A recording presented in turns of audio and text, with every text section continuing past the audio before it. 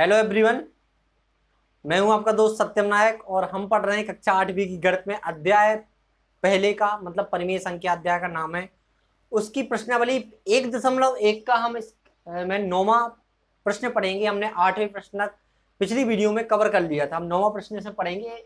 जी हूबहू 8वें की प्रश्न जैसा है, जैसा हमारा 8वां प्रश्न था वैसा ही है। तो हम देखिए पढ़ते हैं इसको। क्या 3 सही 1/3 का गुणात्मक प्रतिलोम 0.3 है? क्यों अथवा क्यों नहीं? अगर है तो क्यों है और नहीं है तो क्यों नहीं है?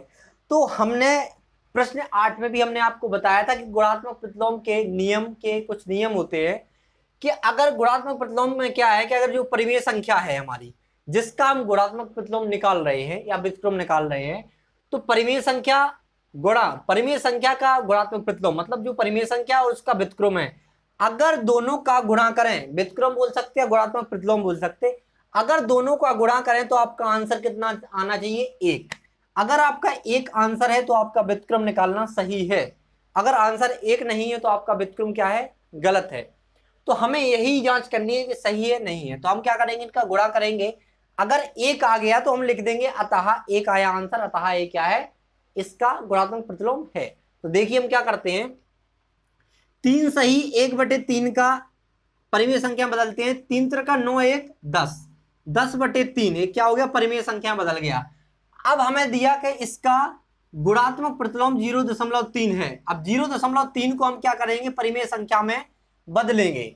जी इसका गुणात्मक, ये तो परिमेय संख्या हो गया हमारा। अब इसका गुणात्मक प्रतिलोम हमें कितना दिया? 0.3 दिया। अब 0.3 को हम परिमेय संख्या बदलेंगे तो आपने 6वीं और 7वीं में पढ़ा होगा कि अगर दशमलव को हटाएंगे तो बट्टी में 1 आएगा अपॉन में, और जितने दशमलव के बाद अंक हैं उतने जीरो लग जाएंगे। दशमलव हटाए तो 1 आ गया, दशमलव के बाद 1 अंक है तो 1 जीरो आ गया, तो 3/10 बन गया है।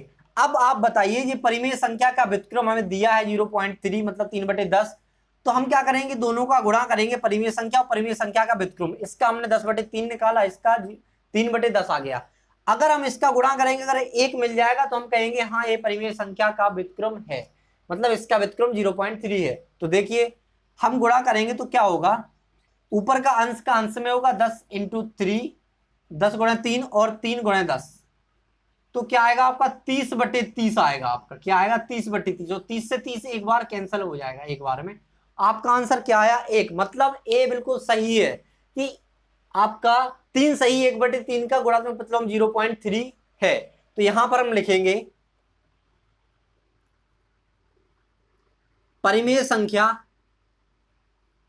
या लिखेंगे 3 सही 1/3 का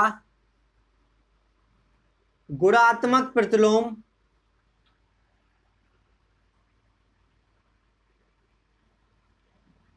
यहां पर लिखें अतः आंसर आपका 1 आया। यहां पर भी हमने बता दिया था गुणात्मक प्रतिलोम के नियमानुसार करें ऐसा गुणा करेंगे 1 आएगा।